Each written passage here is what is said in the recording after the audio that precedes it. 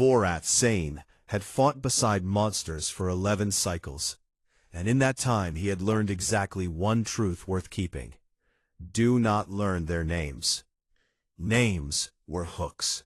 Names sank into the soft tissue behind his carapace where logic couldn't reach, and when the owners of those names stopped breathing, the hooks didn't come out. They rusted in place. So Vorath cataloged his allies by species, by function, by threat index. The Gren were siege meat. The Ilsari were venom and vanish. His own Kethvari were the war spine of any coalition force.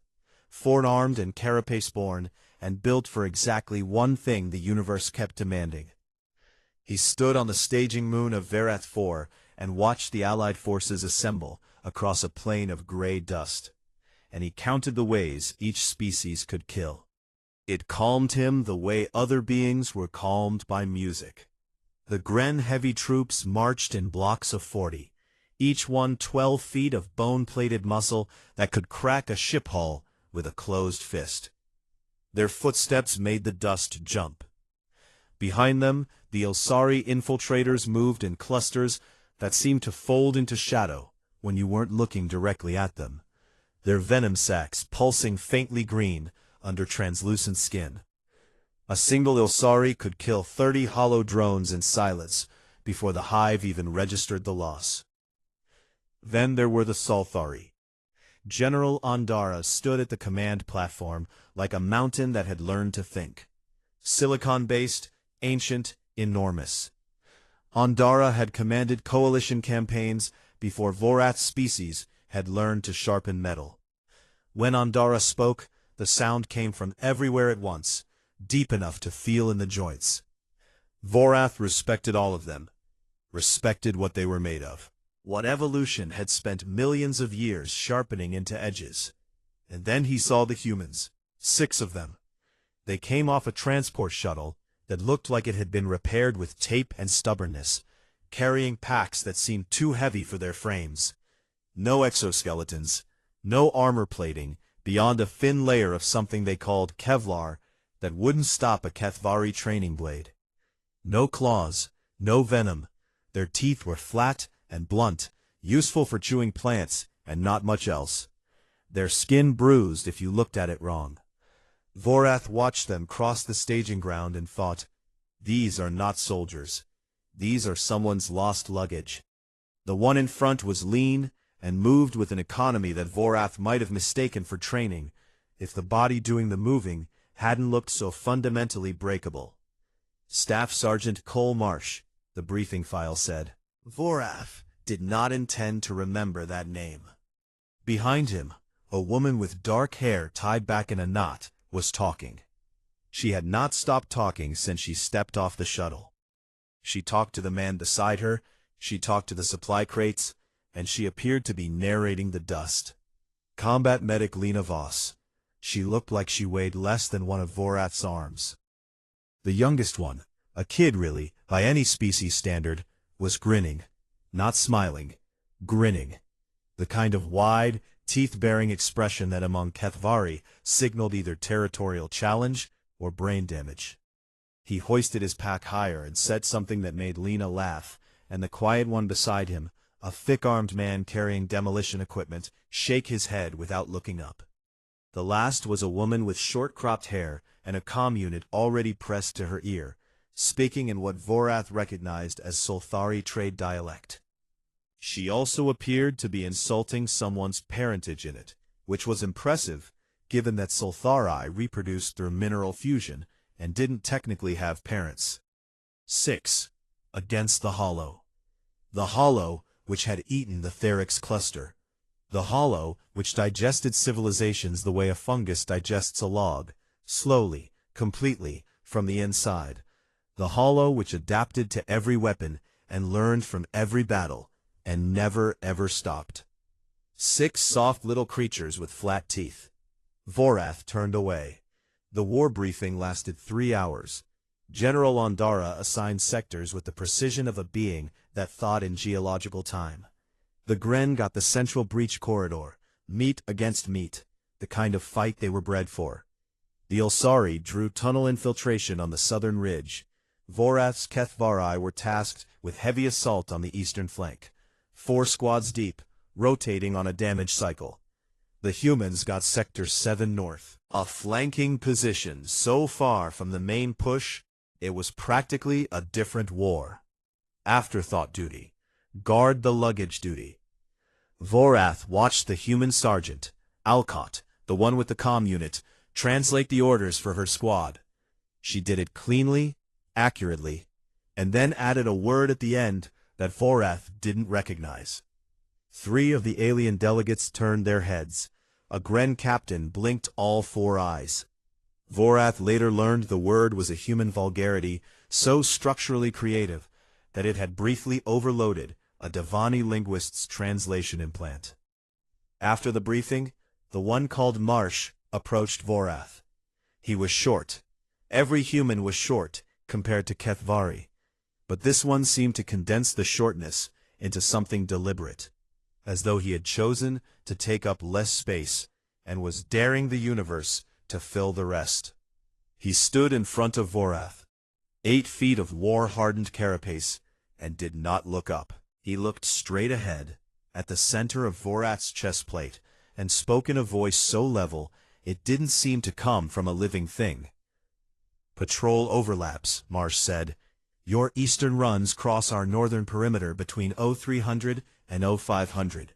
We should coordinate." Vorath looked down at the creature requesting a meeting like it was an equal. "Your sector is non-critical," Vorath said. "Sure," Marsh said. The word had no inflection. It agreed and dismissed at the same time. "Coordinate anyway?" Vorath agreed, mostly to make Marsh leave. The human stillness was wrong in a way Vorath's instincts couldn't name. Among Kethvari, perfect stillness meant one thing only: something was about to strike. The attack came 2 days early. Vorath was in his command shelter when the ground shook and the sky turned the color of infection. The Hollow's forward swarm poured over the northern ridge in a wave of chitinous bodies and screaming pheromone signals. Thousands of drone forms moving with the unified purpose of a single terrible mind. The staging moon became a killing floor. Vorath barked orders, slammed his helmet into place, and charged into formation with his squad. Around him, the coalition responded, Gren roaring, Ilsari dissolving into shadow, Salthari command frequencies humming through every comm channel at once.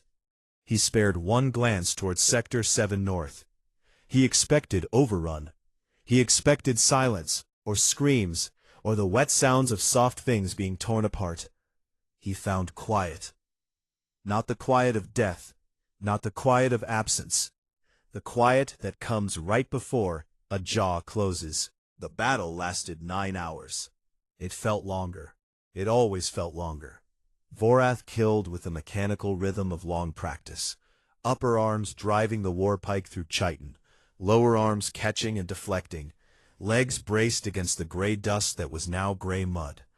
Hollow drones came in waves that had no gaps, no pauses, no moments where a soldier could breathe and remember what breathing was for. The swarm didn't attack like an army. It attacked like a weather system. You didn't fight it. You endured it and hoped the storm moved on. The Gren held the central corridor through sheer mass, a wall of bone and fury that the Hollow crashed against like water against rock. 2 Gren captains fell in the first hour. One dragged under by a mass of drones, the other struck by a spear form that punched through her chest plate with the sound of a tree splitting. The Gren didn't mourn. They stepped over their dead and closed the gap. The Ilsari vanished into tunnel systems the Hollow had carved beneath the staging ground, doing their silent work in the dark, their venom dissolving drone nerve clusters before the hive could reroute. An Ilsari nest commander was consumed in the 3rd hour. The report came through comms as a series of clicking sounds that Vorath's translator rendered as, Nest 7 is quiet. Reroute assets. That was grief in Ilsari language. 2 sentences, and done. Vorath's Kethvari pushed the eastern flank with disciplined fury, his 4 squads rotating in and out of the kill zone as planned. 2 fighting, 2 recovering, a cycle designed to maintain pressure without burning out. It worked. It had always worked. Until the Hollow adapted. Halfway through the 5th hour, the swarm changed. The drones stopped coming in blind waves and started targeting officers, command signals, leadership caste. A Kethvari squad leader fell, with 3 spear forms buried in her communications array. Not her body, her comms. The Hollow had learned what antenna meant. Vorath felt cold settle into his second heart. The Hollow was not supposed to adapt this fast. Swarm forms learned over campaigns, not hours. Something in this hive was different. Something was watching and thinking in a way that Hollow swarms were not supposed to think. His second-in-command, a Kethvari veteran of 6 cycles, took a spear form through the neck joint while covering the squad's fallback to secondary positions. Vorath saw it happen from 30 feet away. The veteran looked at Vorath for exactly 1 second, one long, clear second that said everything a dying Kethvari would never say aloud. And then he was gone. Vorath sealed it, pushed it behind the carapace where the hooks couldn't reach. Not now. Not ever. Comms from Sector 7 North had gone dead 2 hours ago. He didn't care. That was the story he told himself as his squads dug into the secondary line, and he told it with the practiced ease of someone who had been not caring as a professional skill for 11 cycles. 6 soft creatures, no armor, flat teeth. He had known what would happen. He had specifically not learned their names for this exact reason, and the fact that he could still recall the word marsh meant nothing. The name would go quiet like all the others, and the hook would rust, and Vorath would keep killing, because that was the one thing the universe hadn't stopped asking him to do. The coalition held through the 9th hour, and the Hollow pulled back, not defeated, not even diminished, but reconsidering. Regrouping the way a predator regroups when the prey is harder than expected. The staging moon went silent, except for the sounds of the wounded and the low hum of Salthari command frequencies doing damage assessment. Vorath's remaining squads reformed at the rally point. 40% casualties, acceptable by Kethvari standards, which told you everything you needed to know about Kethvari standards. He was reviewing the perimeter reports when movement in the northern sector caught his eye. The human camp was wrecked, structures flattened, barricades torn apart and scattered like something had chewed through them. Scorch marks covered the ground in overlapping arcs that suggested either a coordinated defense or a very enthusiastic fire. The supply shuttle they had arrived in was missing its entire left side. The dust in their sector was darker than everywhere else, soaked through with hollow ichor, the black-green fluid that drones leaked when they died. There was a lot of ichor. 6 figures walked out of the wreckage. Vorath counted them twice. 6. All 6. Cole Marsh came first, moving with the same flat economy of motion as before. Except now, his arms from the elbows down were coated in hollow ichor so thick it looked like he was wearing gloves made from the dead. His face had the expression of a man filling out paperwork, not calm exactly, but operating on a frequency where panic had been noted, reviewed, and filed under later. Lena Voss walked behind him, limping. She was stitching a wound on her own thigh as she walked, pulling the needle through with one hand, while the other held a blood-soaked pad against her ribs. She was talking. She appeared to be giving the unconscious heir a detailed review of the Hollow's anatomical weak points. Danny Pruitt had a piece of hollow chitin the size of a dinner plate tied to his pack with cargo wire. He was grinning. Vorath stared at the trophy, then at the grin, then at the sector behind them where the ichor-soaked ground told a story that the 6 walking bodies shouldn't have been alive to contradict. "What happened in your sector?" Vorath asked. Meg Alcott answered without stopping. "They came through the North Ridge, 40, 50 drone forms, plus a couple of the big spear ones. Your defensive position was gone in the first 10 minutes. Vorath waited for the rest, the retreat, the distress call, the part where they ran. Alcott looked at him the way a teacher looks at a student who has missed the point. "We pushed," she said. Vorath pulled their sector's combat data that evening. He read it in his shelter, alone, with the lights low and his carapace still flecked with gore he hadn't bothered to clean.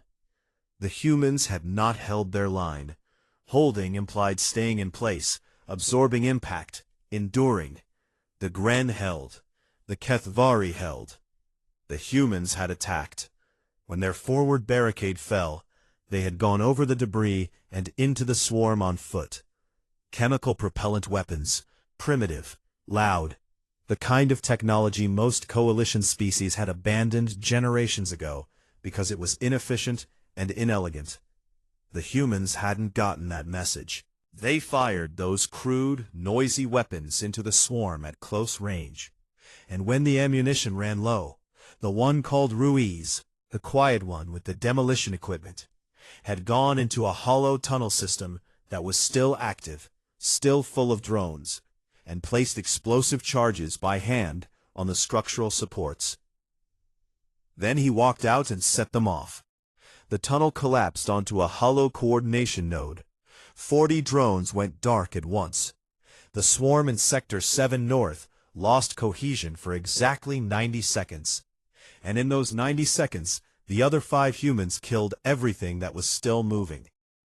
Vorath set the datapad down.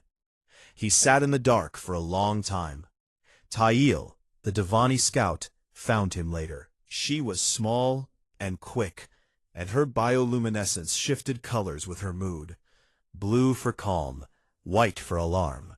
A deep amber for the complicated emotion her species called recognition of something that changes the shape of what you thought you knew. She was glowing amber. "They don't fight like prey," Tail said. "They don't fight like predators either." Vorath said nothing. "They fight like something that decided to be dangerous," she said, "and hasn't stopped deciding." The next morning, a revised deployment order came through from General Ondara's command platform. No announcement, no explanation, just a quiet reassignment buried in the daily logistics update. The humans were moved from Sector 7 North to Forward Advisory. Vorath read the order twice. He didn't say anything. But he noticed that his hands, all 4 of them, had gone still, the way Kethvari hands went still when something in the environment had changed from background noise to active threat, or active interest. He wasn't sure which was more dangerous. The forward push toward the Hollow's core node began on the 4th day, and Vorath found himself walking 30 feet behind 5 humans and 1 Devani scout who had decided, without being asked, that Lena Voss was the most interesting person in the war. Tail glowed a steady pale blue beside the medic, the 2 of them talking in a mix of trade common and hand gestures that had developed its own grammar over the past 48 hours. Lena talked about chemical compounds and wound closure rates. Tail talked about bioluminescent signaling and the 17 Devani words for different kinds of fear. They found common ground in anxiety, the way other species found it in shared victories. Vorath watched them and felt something shift in his chest that he didn't have a name for. The coalition moved in a broad front across Verit 4's surface. Gren in the center, Ilsari on the tunneled flanks, Kethvari holding the eastern push, Solthari command elements coordinating from a mobile platform that looked like a mountain had learned to hover. The Hollow resisted with increasing intelligence, its drone forms adapting to coalition tactics within hours instead of days. Setting ambushes in terrain it had reshaped overnight, collapsing supply routes with targeted burrowing attacks. It was learning faster than anything Vorath had fought before. And it was during the tactical planning session on the 6th day that Vorath began to understand what actually frightened him about humans. It was not their softness. It was not their noise, their smell, their unsettling grins. It was the way they thought. The session was held in a command shelter with holographic terrain maps floating above a central table. Representatives from every coalition species crowded the space, Gren commanders who had to duck to fit through the door, Ilsari officers who kept to the shadows by instinct, Kethvari squad leaders standing in rigid formation. General Ondara attended as a projected presence, too large to fit inside any structure built for mortal-sized beings. The core node was buried beneath a ridge of fused biomass on the planet's northern hemisphere. Direct assault was the Gren proposal. Tunnel infiltration was the Ilsari proposal. Sustained bombardment was General Ondara's preference. Slow, safe, geological. Cole Marsh stood at the edge of the briefing, arms crossed, watching the holographic terrain rotate. He hadn't spoken in 20 minutes. The other species had stopped noticing him the way you stop noticing furniture. Then he spoke. "Small team goes in through the western approach," he said. His voice hadn't changed. Same flat, level tone, like he was reading ingredients off a can. "Draws the swarm's active defense, pulls the Hollow's attention west. Main force hits the east flank, while the hive is focused on the wrong side." A Gren commander turned all four eyes toward the human. "The draw team dies." "Some of them," Marsh said. The room went still. "Direct assault on the core node costs you 600 soldiers on conservative estimates," Marsh continued. "The draw team loses 3, maybe 4. The rest of the coalition takes the node while the Hollow is looking at us." He paused. "That's the math." Vorath stared at the human. Not at the plan. The plan was sound. Reckless by Kethvari standards, suicidal by Gren standards, but tactically sound. What Vorath stared at was the face of the man delivering it. There was no bravado in it. No death-wish romanticism. Marsh had priced his own people's lives the way a merchant prices inventory. Coldly, accurately, and with full awareness of the cost. "You would lead this team," Vorath said. It was not a question. "Yes, and your soldiers would follow." Marsh looked at Vorath for the first time. His eyes were the color of creek water in winter. Gray-green, clear, and absolutely empty of anything Vorath could read. "They'll volunteer before I finish asking." Vorath believed him.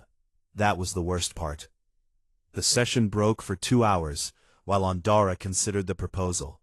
And Vorath spent those 2 hours watching the humans do things that made less sense than the briefing. Lena Voss treated a wounded Kethvari warrior in the medical tent. The warrior was 4 times her size. His carapace cracked along the dorsal ridge, leaking fluid that was mildly toxic to most carbon-based species. Lena's hands were bare. She had run out of protective gloves 6 hours ago and hadn't mentioned it. She worked with instruments designed for human anatomy on a body built nothing like her own, adapting techniques in real time, improvising closures with adhesive compounds she nixed from field supplies that were never intended for alien biology. She talked the entire time. "Okay, big guy, this part's going to sting, and I know sting doesn't translate great into Kethvari, but think of it like, you know when you get dust in your joint plates? Like that, but deeper. I'm sealing the membrane under the crack. See, because if I leave it open, you're going to leak out everything important, and I've already lost 1 patient to dehydration this week, and my pride can't take another hit like that." The Kethvari warriors survived. Vorath watched Lena walk out of the tent afterward. She made it 15 steps before her hands started shaking. They shook for 10 minutes.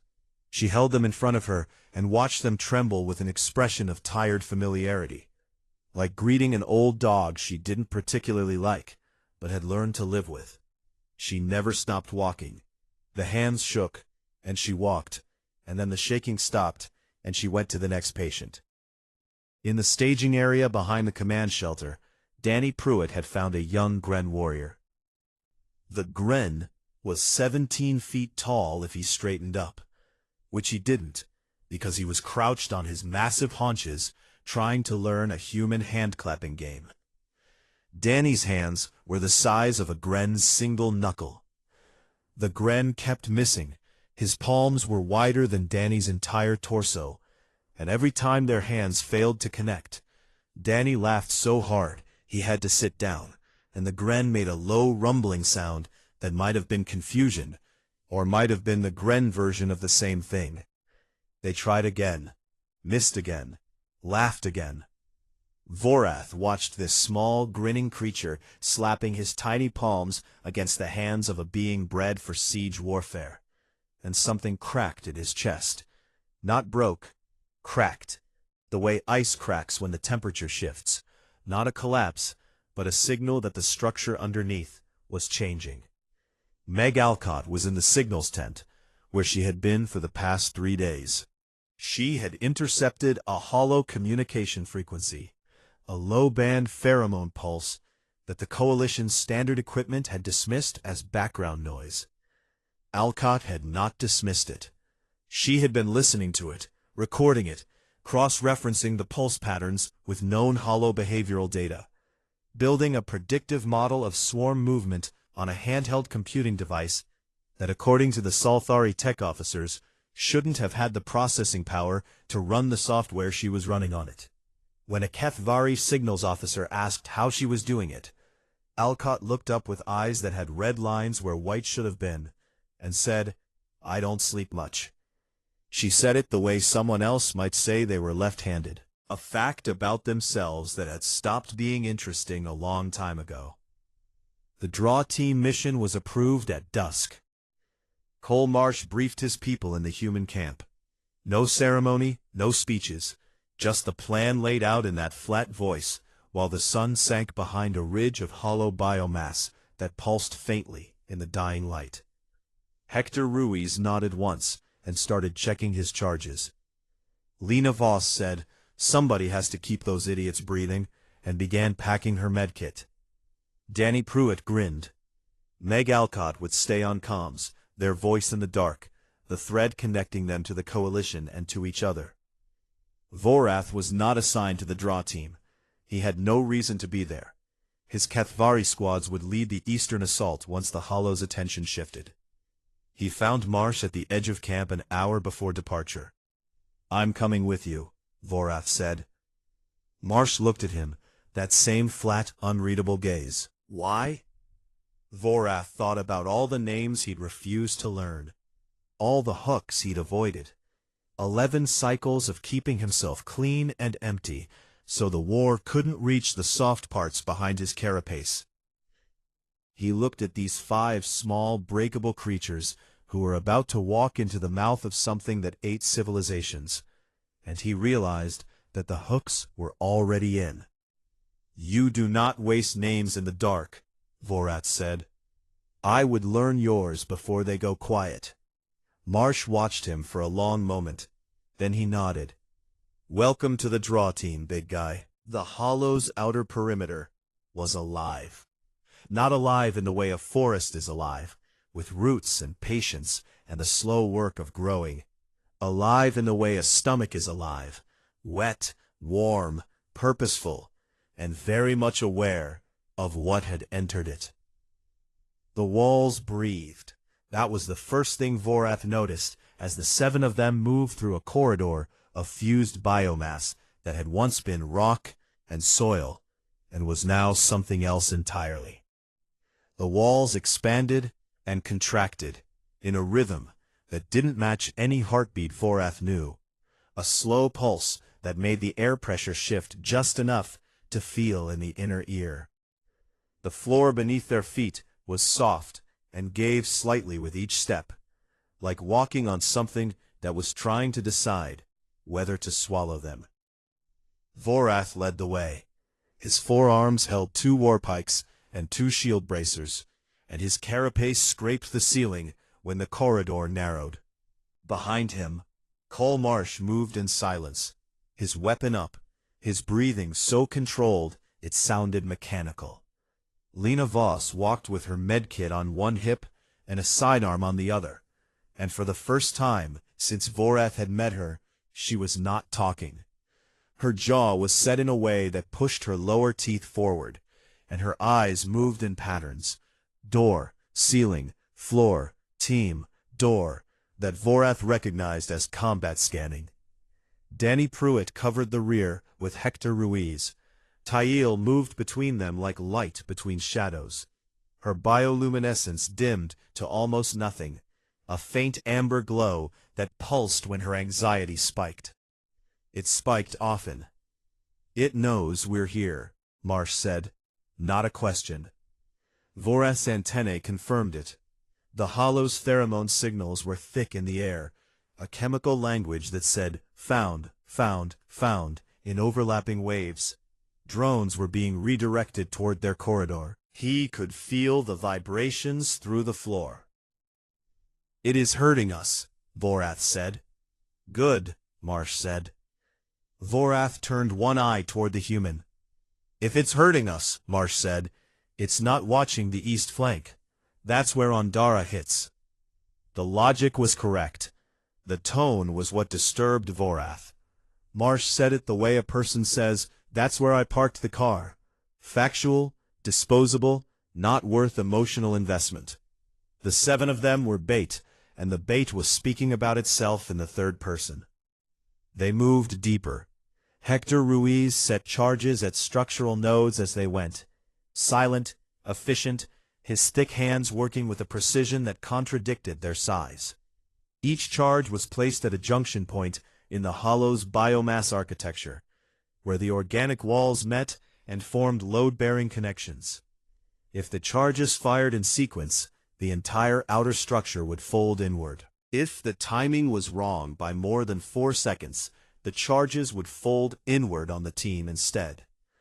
Vorath watched Hector work. The man's hands were steady. His breathing was not. A slight unevenness in the rhythm, a catch at the top of each inhale that said the body knew exactly what it was doing, and had opinions about it that the hands had overruled. They were 2 kilometers inside the perimeter, when the hollow stopped hurting and started screaming. Not sound, not vibration. Something older, deeper, aimed directly at the place where thought became feeling. A neural attack, a focused blast of pheromone and electromagnetic pulse that targeted the fear centers of organic brains. A weapon the hollow had refined over thousands of years of consuming species who were afraid of the dark. 20 years of mental conditioning, neurochemical dampening, carapace-sealed meditation techniques designed to wall off the fear response before it could reach the motor functions. He had practiced this defense 1,000 times. He stumbled. His lower legs buckled, and for a half-second the universe became a narrow tunnel of animal terror, the walls closing, the floor opening, every shadow growing teeth. His training caught it, held it, forced it back behind the carapace with the mechanical precision of long discipline. He recovered in 3 seconds, fast, by Kethvari standards, elite-level response time. The humans had hit the floor, all 5 of them. Danny went to one knee, his grin gone for the first time, his face white, his hands flat on the pulsing ground. Lena made a sound, half laugh, half sob, and bent forward at the waist with her hands on her knees. Marsh closed his eyes. Tael curled into a ball, her bioluminescence flaring white-hot with pure panic. Vorath braced himself. This was the moment he had expected since he first saw them walk off that damaged shuttle. The soft ones break. The soft ones always break. And in the hollow's perimeter, breaking meant dying, because the drones were already coming. He could hear them chittering in the corridor behind, drawn by the scream, by the blood smell of fear. 2 seconds passed. Lena straightened. She wiped her mouth with the back of her hand, scooped Tael off the ground, and tucked the scout against her chest in one arm. Her other hand held her sidearm. Her face looked like she'd just been... It was different now. Not the easy, boyish thing from the staging moon, but something thinner, sharper, worn like armor rather than amusement. Hector blinked, and his hands started moving again, reaching for the next charge like nothing had happened. Marsh opened his eyes. He checked his team, one glance at each, counting limbs and breathing, and turned back to the corridor ahead. 4 seconds, all 5 of them, functional, moving. Vorath had seen Bren warriors, 12-foot beings bred and trained for war since birth, freeze under the Hollow's neural scream for 30 seconds or more. Some never recovered at all, locked in a loop of primal terror until the drones found them. The humans had shaken it off like walking through rain. How? Vorath asked. He didn't mean to ask. The word left him before the decision to speak it had finished forming. Marsh didn't look back. We live with that feeling. You just gave it a new name. Vorath heard the words. He understood the words. And something behind his carapace, in the place where the hooks lived, shifted in a way that had nothing to do with fear. They reached the outer node. The Hollow manifested a warden form to stop them, a construct of fused biomass the size of a Gren heavy trooper, all bladed limbs and layered chitin, built specifically to kill whatever had reached this deep. It stepped out of the wall, like the architecture itself had decided to become hostile, and it moved with a speed that something that large should not have been able to move.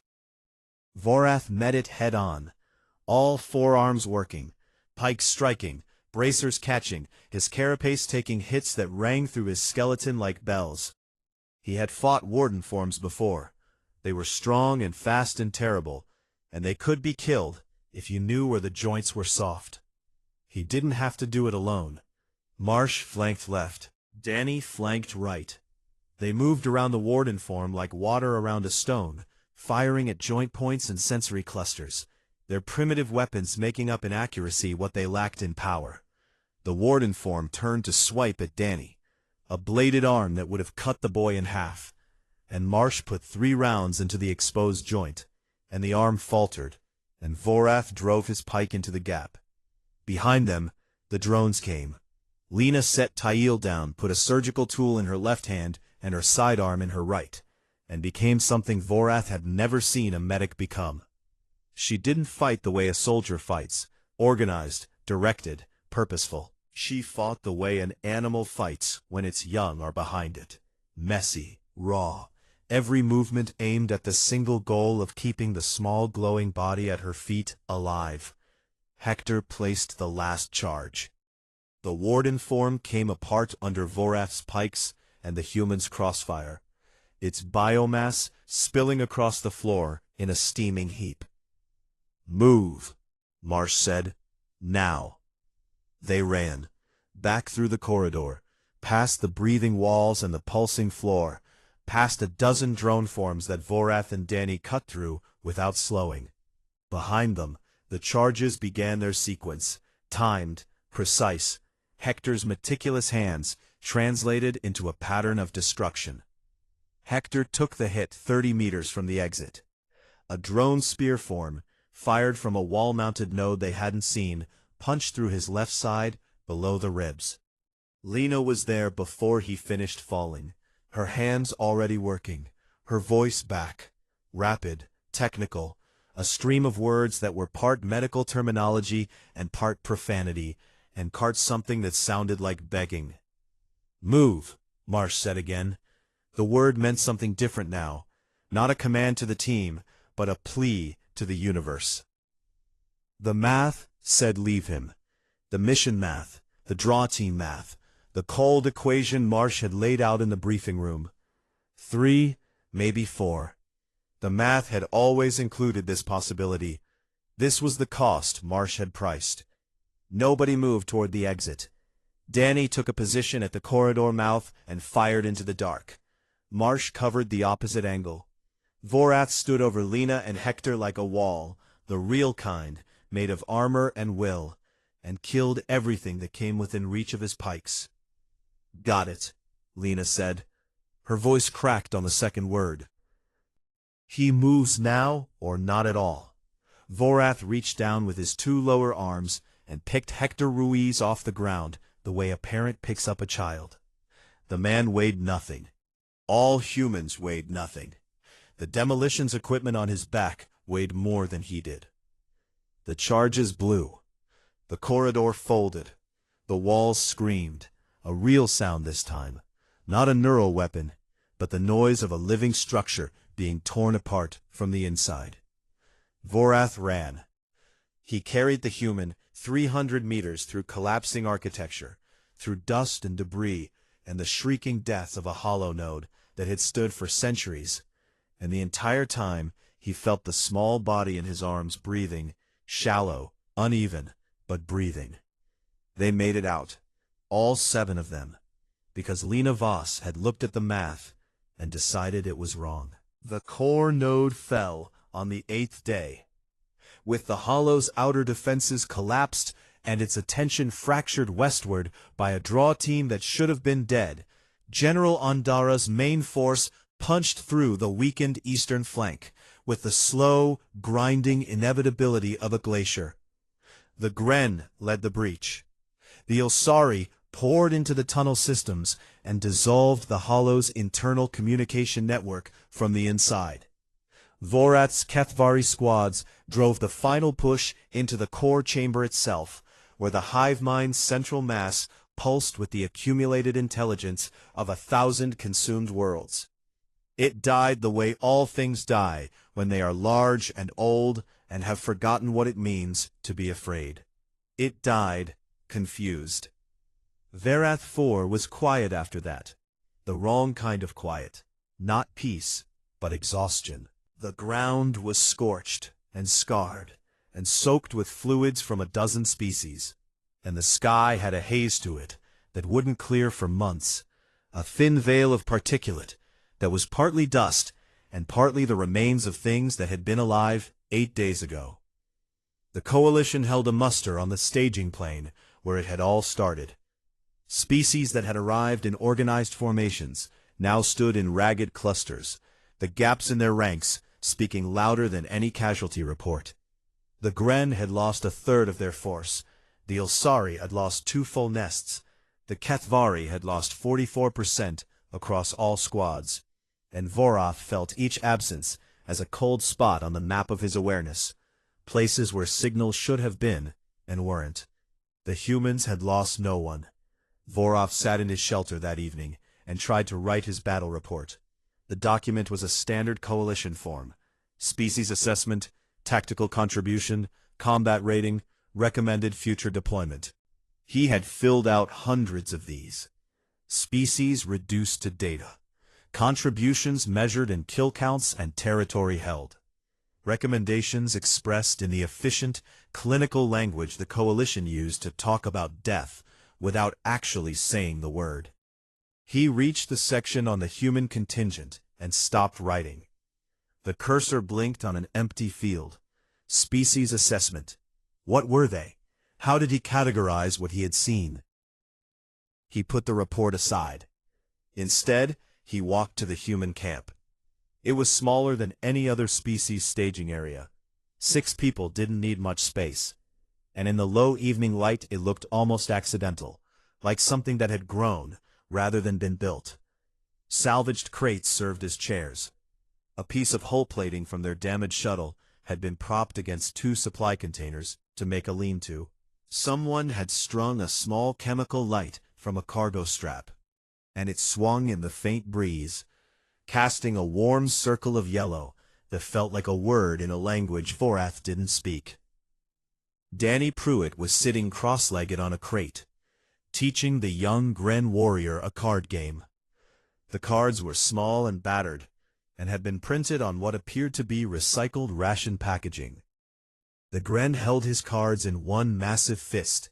His entire hand was larger than the playing surface, and he kept dropping them, and each time he did, Danny laughed and helped him pick them up and arrange them again, with the careful patience of someone who understood that the game was not the point. The Gren rumbled something in his deep tectonic voice.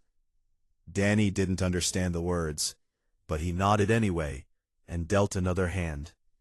Meg Alcott was asleep. She sat upright against a supply crate, with her head tilted back and her mouth slightly open. One hand still resting on her comm unit, the fingers loosely curled around it, as though even unconsciousness couldn't fully release her grip on the thread that connected her to everything. Her face, in sleep, looked older than it did when she was awake. The lines around her eyes were deeper. The tension in her jaw was gone, and without it, her face looked unfamiliar, like a building with the scaffolding removed. Lena Voss was changing the dressing on Hector Ruiz's wound. He sat on a crate with his shirt off, and the bandage she peeled away was stained, but not soaked. A good sign, apparently, because Lena made a small sound of satisfaction and said, "See? Told you. I don't lose patients twice in 1 week." "You said you'd never lost a patient at all," Hector said. "I said what I needed to say to keep you awake while I was sewing your insides back together." Medical privilege. She placed fresh gauze and taped it down with hands that were steady and sure. And while she worked, she told him a story about her sister's dog. The dog had apparently eaten an entire shoe, not a flip-flop or a sandal, but a full leather boot. And instead of being sick, it had simply walked around for 3 days with a look of deep personal satisfaction. And her sister had only realized what happened when she found the laces in the backyard. The story had no point. It didn't need one.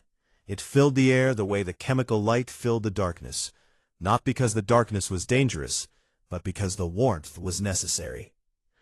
Cole Marsh sat apart from the others. He was at the edge of the light's reach, on an overturned crate, with his weapon across his knees. The motions were slow, repetitive, mechanical. A cloth dragged along the barrel. A brush worked into the chamber. A click as each part was disassembled and inspected and reassembled. His face had the same expression it always had, that flat, still composure that Vorath had first read as predatory, and now understood as something entirely different. It was the face of a man holding everything at arm's length, not because he didn't feel it, because he felt all of it, and the distance was the only thing keeping the weight from crushing his ribs. Vorath sat beside him. Neither of them spoke. The chemical light swung. Danny laughed at something the Gren did with the cards. Lena's story about the dog wandered into a second chapter involving a veterinarian who apparently fainted at the X-ray. 800, Marsh said. Vorath looked at him. Coalition lost 800 on the Eastern Push. Marsh's hands kept moving on the weapon. Cloth, brush, click. I did that math before we went in. 800 if it worked, 1200 if it didn't. 3 to 4 on the draw team either way. His hands stopped. The math was right. His hands didn't start again for a while. Vorath said, "I know." Marsh nodded once, a small motion, and stared at the weapon in his lap, and didn't speak again. General Ondara summoned Vorath the next morning for a formal debrief. The command platform hummed with residual energy, and Ondara's projected form filled the chamber like weather, vast and ancient and patient in the way that only silicon-based life could be patient. "Your assessment of the human species," Ondara said, "for Coalition records." Vorath opened his mouth and found nothing in it. He thought of the words the form provided. Effective, resilient, tactically creative, adaptable, high morale under adverse conditions, recommended for future deployment. Each word was true, and each word was nothing. You could write those words about a good piece of equipment. "I will submit the report tomorrow," Vorath said. He went back to his shelter. He sat with the empty form for a long time. Then he closed the standard template and opened a blank document and began to write. He wrote about the Gren who were born to break things, whose bones were dense and whose muscles were layered, and whose entire biological purpose was to stand in front of something terrible and not move. He wrote about the Elsari, who were made to kill in silence, whose venom could dissolve neural tissue in seconds, who moved through darkness the way water moves through cracks. He wrote about his own Kesvari, four-armed, carapace-born, shaped by a world of predators into beings whose first instinct was combat and whose last thought was always tactical. Every species in the coalition had been built. Evolution had taken millions of years and spent them like currency, purchasing armor and venom and strength and speed, investing in biological war machines calibrated to survive the specific horrors of their specific worlds. The humans had not been built for this. The humans were soft, slow by coalition standards. Their skin tore easily. Their bones broke under forces that a HFY child could generate. They had no venom, no armor, no natural weapons beyond a set of blunt teeth and nails that couldn't scratch a hollow drone's outermost layer. By every metric the coalition used to measure a species' combat value, they should have been nothing. Cargo, liability, the soft things you step over on the way to the real fight. And they walked into a hive intelligence that consumed civilizations. They walked in knowing they could die.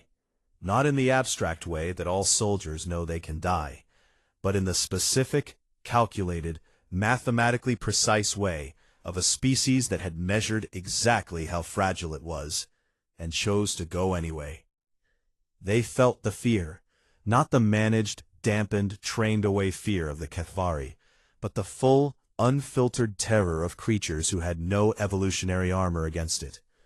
They felt every shade of it, the nausea, the shaking, the tunnel vision, the animal urge to run. And they had learned, across millennia of surviving things that should have killed them, to carry it, to fold without breaking, to bend under the weight, and keep walking. Vorath wrote the final line of the report. I have fought beside creatures that were engineered for war. The humans were not engineered for war. They were engineered for survival. I am beginning to understand that these are not the same thing, and that the second is far more frightening than the first. He submitted the report and walked to the shuttle bay. Danny Pruitt found him there. The kid looked tired in a way that made his face look both older and younger at the same time. The bones sharper, the eyes softer. The grin was still there, but it sat differently now, like a door that had been rehung slightly off its original hinges. Still functional, just different. Hey, Danny said. Same time next apocalypse? Vorath did not understand the idiom. He understood the tone, the lightness laid over something heavy, the joke that was not a joke, the human habit of using humor to build a bridge across a gap that serious words couldn't cross. Danny held out his hand. It was small. 5 fingers, no claws, no armor. The skin was soft and slightly rough at the palm, the kind of surface that could be cut by a careless stone. The nails were flat and blunt, and good for absolutely nothing. Vorath took the hand. He wrapped one of his 4 massive claws around it, gently, the way you hold something that matters exactly because it can break, and he felt the warmth of it, the blood heat, the pulse, the small persistent engine of a body that had no business surviving the things it had survived. Danny grinned. Vorath gripped the hand tighter. He was learning not to let names go quiet.